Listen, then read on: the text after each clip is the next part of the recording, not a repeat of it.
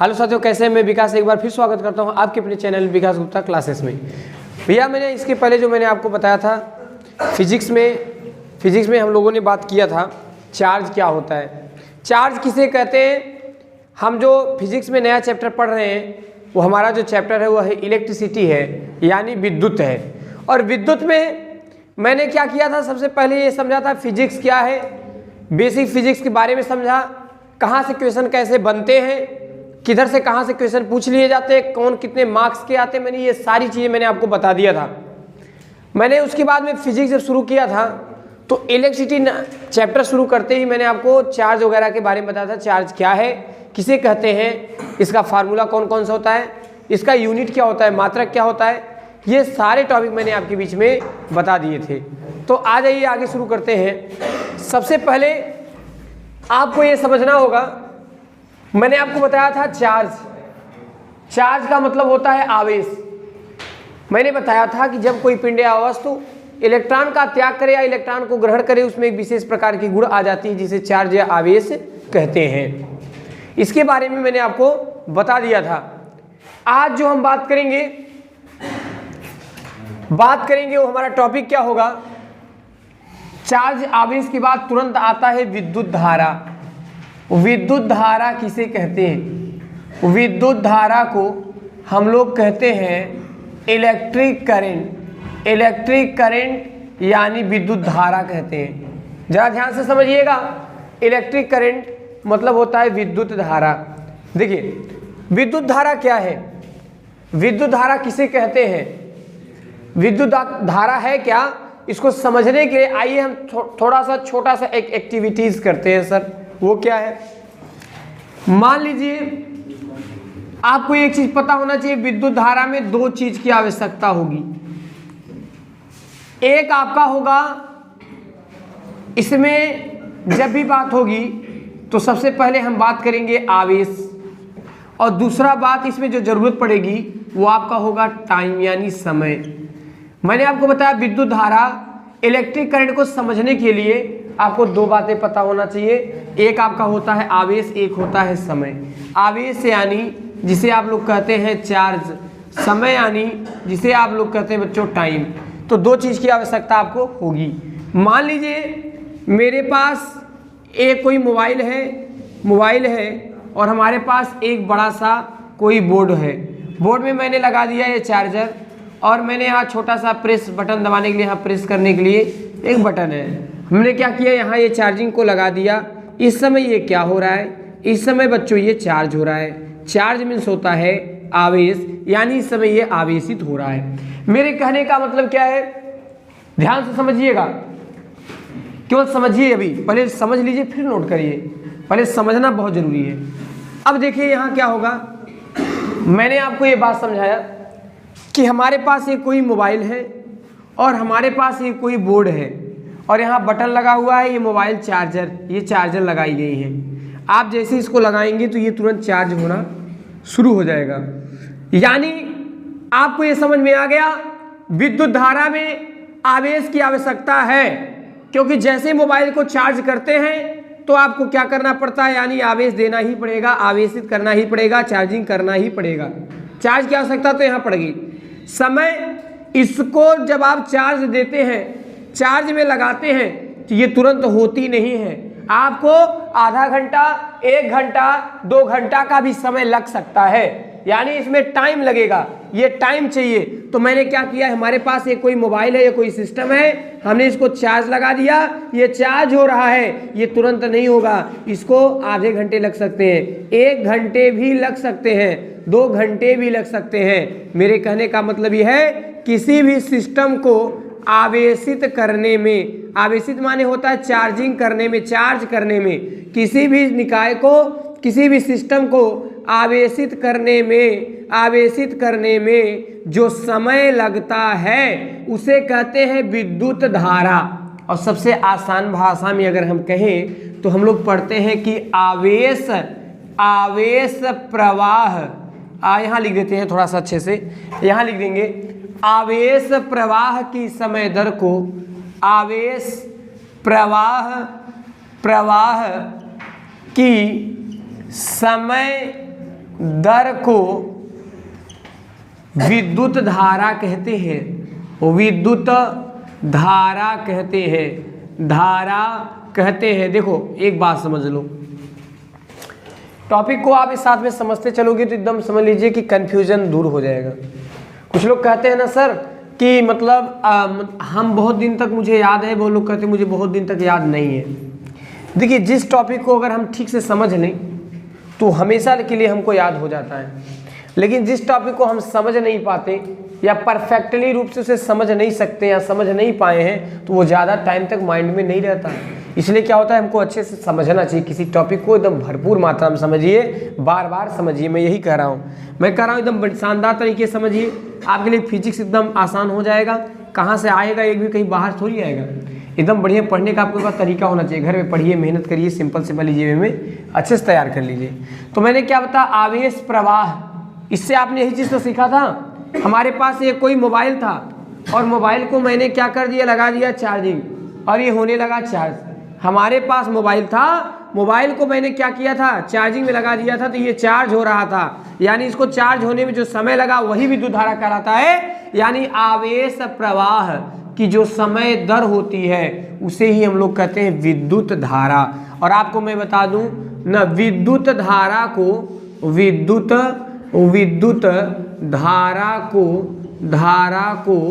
आई से व्यक्त करते हैं, आई से व्यक्त करते हैं। एक प्रश्न और आता है सर, इसे कैपिटल आई स्मॉल आई, आप कुछ किसी से भी दिखा सकते हो। आप कैपिटल आई भी लगा सकते हो, स्मॉल आई भी लगा सकते हो, कोई दिक्कत नहीं है। हाँ, आपको ये पता होना चाहिए कि करंट को आई से रिप्रेजेंट करते हैं, डिनोट्स करते हैं। अब अगली बात भैया, विद्युत धारा को आई से व्यक्त करते हैं ना। अगली बात आपको समझना होगा कि विद्युत धारा बराबर होता है, क्या होता है भैया, विद्युत धारा बराबर होता है आवेश बटे का समय। आवेश बटे का समय। अगर मैं आपसे ये कहूँ कि विद्युत धारा को किससे डिनोट करते हैं तो आप कहेंगे सर आई से, आवेश को क्यू से, समय को टी से, तो I equal to Q upon T. I equal to Q upon T, small में भी लिख सकते हो, कोई प्रॉब्लम नहीं है। तो आई इक्वल टू आपका आ जाएगा क्यू अपान टी, ये आपका विद्युत धारा हो गया। अब आइए सबसे पहले हम लोग इसके मात्रक की बात कर लेते हैं। तो मात्रक की जब बात करेंगे तो लिखेंगे क्या, मात्रक में लिखेंगे विद्युत धारा। अभी आपने पढ़ा था विद्युत धारा का मात्रक बराबर आपका हो जाएगा आवेश का मात्रक बटे का समय का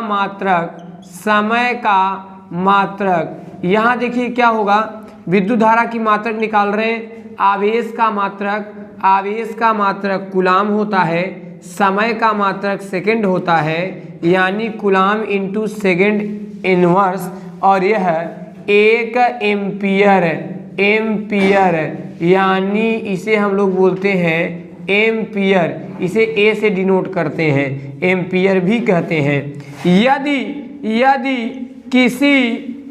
किसी चालक में 1 कूलाम आवेश प्रवाहित करने में 1 सेकेंड का समय लगता है, तो वह 1 एम्पियर के बराबर होता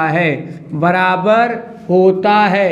और एक सबसे बड़ी बात जो होती है, इसका नोट पॉइंट करके हम लोग पढ़ेंगे कि भैया ना, आपका जो विद्युत धारा होता है, विद्युत धारा एक अदिश राशि होता है, एक अदिश राशि होता है। ये अदिश राशि होता है। क्यों अदिश राशि होता है, इसका दो बातें हैं। पहली बात तो आपको ये समझना होगा, विद्युत धारा में परिमाण भी होता है, विद्युत धारा में दिशा भी होता है। आपने क्या पढ़ा है, जिसमें परिमाण भी हो दिशा भी हो वो सदिश राशियां कहलाती हैं, पर जिसमें परिमाण हो परंतु दिशा न हो, वो अदिश राशियां कहलाती हैं। लेकिन एक बात आपको पता होना चाहिए, सदिश तभी होगा जब वह सदिश योग के नियम का पालन करेगा। जब वह सदिश योग के नियम का क्या करेगा? पालन करेगा। मेरे कहने का मतलब यह है कि परिमाण हो, दिशा हो, तो ये जरूरी नहीं है कि वह सदिश है। परिमाण हो, दिशा हो, उसके साथ साथ आपको मैं बता दूं कि अगर वह सदिश योग के नियम का पालन करता है, तब जाकर वह क्या होता है? विद्युत, मतलब वो क्या होता है? अदिश राशि, मतलब सदिश राशि होता है। लेकिन यहाँ क्या होता है कि ये जो विद्युत धारा होता है, यह जो है कि सदिश योग के नियम का पालन नहीं कर रहा है, इसीलिए विद्युत धारा एक क्या हमारा हो जाएगा? अदिश राशि हो गया। एक बार रिपीट कर लीजिए, आवेश प्रवाह की समय दर को विद्युत धारा कहते हैं। विद्युत धारा को I से व्यक्त करते हैं। विद्युत धारा बराबर आवेश बटा समय, चार्ज अपॉन टाइम, यानी I equal to Q upon T। और आपको मैंने बता दिया कि विद्युत धारा एक अदिश राशि है। मैंने क्या किया? मैंने मात्रक निकाल लिया। विद्युत धारा का मात्रक बराबर आवेश का मात्रक बटा समय का मात्रक। आवेश का मात्रक कूलाम, समय का मात्रक second, coulomb into second inverse, यह 1 एम्पियर के बराबर होता है। यदि किसी चालक में 1 कूलाम आवेश प्रवाहित करने में 1 सेकेंड का समय लगता हो, तो वह 1 एम्पियर के बराबर होता है। तो इतना आप लोग पहले नोट कर लेंगे। चलिए आगे देखते हैं। तो ये सारी चीज़ें आपने समझ लिया कि विद्युत धारा क्या है, इसके मात्रक क्या होते हैं। आगे हम बढ़ेंगे और आगे बढ़ते समय आपको ये समझना होगा कि विभवांतर क्या है। विभवांतर किसे कहते हैं? विभवांतर क्या है? जिसे हम लोग कहते हैं पोटेंशियल डिफरेंस। विभवांतर क्या है? विभवांतर किसे कहते हैं? इसको हम लोग समझेंगे शानदार तरीके से। पहले हम ये समझ लें, आपको बहुत लोग क्या बताते हैं कि विभव धन अंतर। विभव धन अंतर, विभव माने होता है विभव, अंतर मीन्स होता है अंतर ना। विभव के अंतर को ही विभवांतर कहते हैं। लेकिन ये नहीं समझ पाते कि विभव है क्या। विभव क्या है इसके बारे में नहीं पता, लेकिन हम आसान तरीके से ये पढ़ लेते हैं कि विभव के अंतर को विभवांतर कहते हैं। सबसे आसान तरीका। लेकिन इससे काम नहीं चलेगा, बात को समझना होगा। जब बात आपको समझ में आ जाएगी तभी मजा आएगा। इसको समझने के लिए हम करेंगे क्या? हमारे पास ये कोई ट्रांसफार्मर है। एक ट्रांसफार्मर मैंने यहाँ भी बना दिया। मान लीजिए इस ट्रांसफार्मर को मैंने एरिया रख दिया कि मान लीजिए ये इलाहाबाद का ट्रांसफार्मर है। मान लीजिए ये आपका हो गया जौनपुर का ट्रांसफार्मर, इलाहाबाद का ट्रांसफार्मर, और ये आपका हो गया जंघई का ट्रांसफार्मर। और यहाँ से हम लोग क्या करेंगे? चार्ज को भेजेंगे इलाहाबाद के ट्रांसफार्मर से जंघई के ट्रांसफार्मर तक। आवेश को प्रवाहित करने में इसके बीच में जो हम कार्य करते हैं, यानी किया गया कार्य, वही हमारा पोटेंशियल डिफरेंस यानी विभवांतर कहलाता है। यानी हम लोग लिखेंगे ना, यहाँ लिखेंगे ना, किसी एक बिंदु से दूसरे बिंदु तक आवेश प्रवाह करने में किया गया कार्य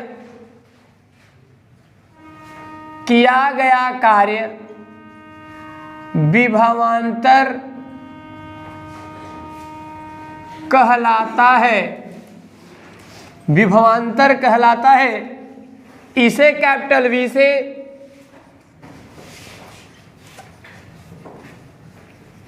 व्यक्त करते हैं। इसे कैपिटल V से व्यक्त करते हैं।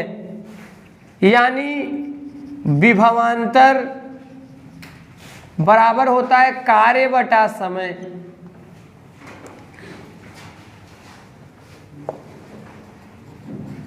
ना, कार्य अपान हो जाएगा आवेश, माफ करिएगा, आपका ये हो जाएगा विभवांतर बराबर हो जाएगा कार्य बटे का समय। इसे हम लोग V से दिखाएंगे, कार्य को हम लोग W से, और ये आवेश को हम लोग Q से, यानी V equal to W upon Q। ये देखिए आपका फार्मूला हो गया। अब एक बात ये भी समझ लीजिए आप लोग, इसके मात्रक की ओर चलते हैं। मात्रक यहाँ निकालेंगे तो v इक्वल टू दिया है W/Q, यानी v इक्वल टू, ये आप अगर ये देखिए तो कार्य का मात्रक आ जाएगा जूल और आवेश का मात्रक कूलाम, यानी जूल इंटू कूलाम इनवर्स, यह 1 वोल्ट के बराबर होता है। यानी यहाँ लिख लेंगे कि ना किसी चालक में 1 कूलाम आवेश प्रवाहित करने में यदि 1 जूल कार्य करना पड़े, या तो आप ये भी लिख सकते हो कि 1 जूल कार्य जब होगा, अगर उसमें आवश्यकता पड़े 1 कूलाम आवेश का, तो वह भी 1 वोल्ट के बराबर होता है। यदि 1 जूल कार्य करना पड़े तो वह 1 वोल्ट के क्या होगा, बराबर होगा। यानी आपने ये समझ लिया ना, यदि किसी चालक में 1 कूलाम आवेश प्रवाहित करने में यदि 1 जूल कार्य करना पड़ता है तो वह 1 वोल्ट के बराबर होता है। और मैंने आपको बता दिया, और एक नोट पॉइंट इसका सबसे खास बात होगा भैया कि यह सदिश राशि है। क्यों सदिश राशि है? क्योंकि इसके पास परिमाण के साथ साथ दिशा भी है, इसके साथ परिमाण के साथ साथ दिशा भी है, इसलिए यह सदिश राशि होगा। आप सभी को ये बात पता होना चाहिए। मैंने बताया किसी एक बिंदु से दूसरे बिंदु तक आवेश प्रवाह करने में किया गया कार्य विभवांतर कहलाता है। इसे कैपिटल V से व्यक्त करते हैं। विभवांतर इक्वल टू होता है कार्य बटा आवेश। यहाँ V इक्वल टू कार्य को W से, आवेश को Q से, मात्रक आपका जो होता है जूल बटा coulomb, joule into coulomb inverse 1 volt के बराबर होता है। किसी चालक में 1 कूलाम आवेश प्रवाहित करने में यदि 1 जूल कार्य करना पड़े तो वह 1 वोल्ट के बराबर होता है। और हमने यह भी लिख दिया कि यह कौन सी राशि है, सदिश राशि है। क्यों सदिश राशि है? क्योंकि यह परिमाण और दिशा दोनों होता है, और ये क्या करता है, सदिश योग के नियम का पालन करता है। इतना आप लोग नोट कर लें। बात करते हैं, देखिए पोटेंशियल डिफरेंस हमने अच्छे से समझ लिया है। अब हम लोग बात करेंगे, जैसे कुछ आप लोग को ये भी पता होना चाहिए ओम का नियम क्या है। ओम का नियम जिसे हम लोग कहते हैं ओहम्स लॉ। ओहम्स लॉ माने ओम का नियम। देखिए इधर मेरी तरफ देखिए, ओहम्स लॉ का मतलब होता है ओम का नियम। यदि किसी चालक की भौतिक अवस्था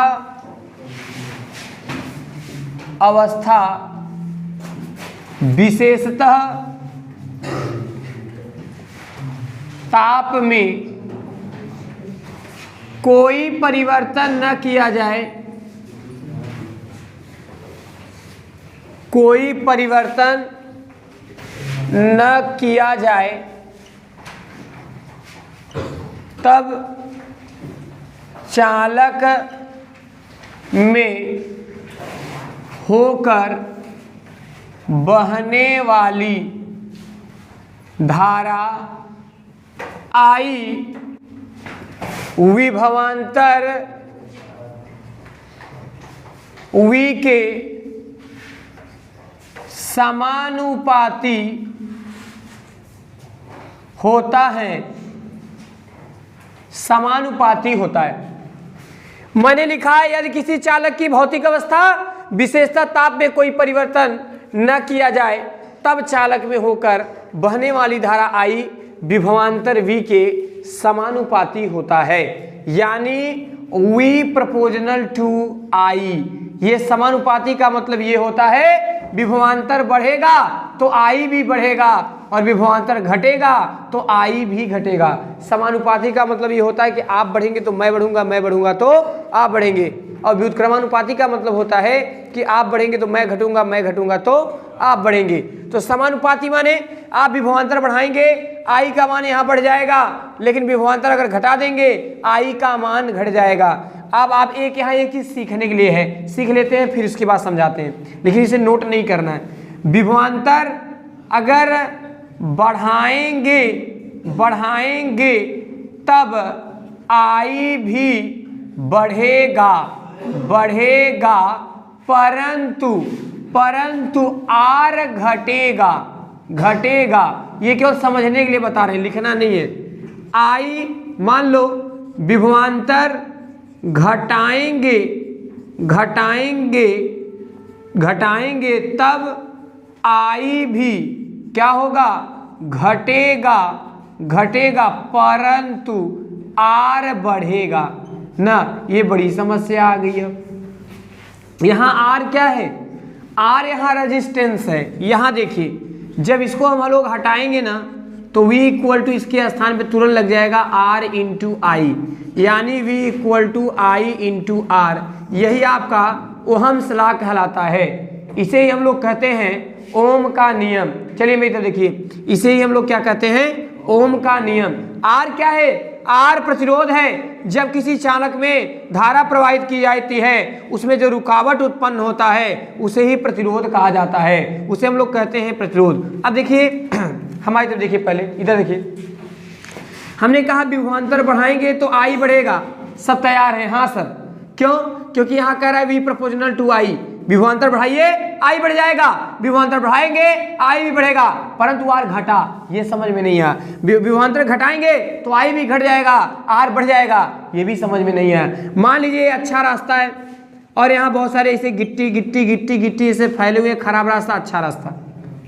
आप बाइक लेके जा रहे हैं, आप विभवांतर बढ़ाएंगे, एस्केलेटर देंगे तो आई बढ़ेगा, यानी इसकी स्पीड बढ़ेगी, और इसका स्पीड बढ़ेगा, एस्केलेटर दिए रहेंगे तो ये जो रुकावट रोक रहा है गिट्टा उट्टा, तो ये आप आराम से चले जाओगे, यानी ये आर यहाँ कम हो जाएगा, रोकने वाला कम हो जाएगा। लेकिन आपने एस्केलेटर कम दिया, विभवांतर कम दिया, तो आपकी गाड़ी स्लो चलेगी, तो आई भी घटी रहेगी, तो ये ज़्यादा रोकेगा, और जब ज़्यादा रोकेगा हो सकता है आपका बाइक आके यहाँ बंद भी हो जाए, तो यहाँ आर का मान यानी रुकावट का मान बढ़ जाएगा।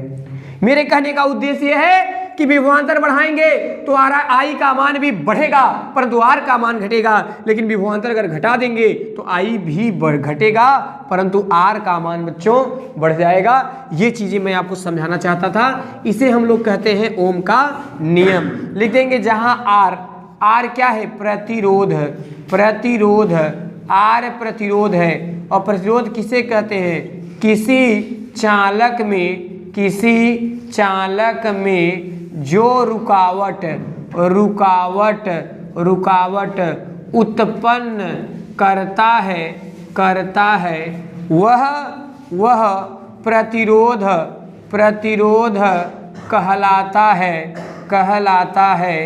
कहलाता है। इसे कैपिटल आर से व्यक्त करते हैं। एक बात, इसका मात्रक क्या होता है, ओम होता है। ओम को कैसे दिखाते हैं बच्चों, ऐसे न, इसका मात्रक ओम होता है, तो इसे हम लोग इससे दिखाते हैं। तो देखिए सिंपल सी बात थी, आपने ये सारी चीज़ें समझ लिया, आप इसको नोट कर लीजिए, ठीक है, नोट कर लीजिए। अगर आपको ये वीडियो अच्छा लगता है तो चैनल को सब्सक्राइब करें, लाइक करें, शेयर करना ना भूलें। बहुत बहुत धन्यवाद।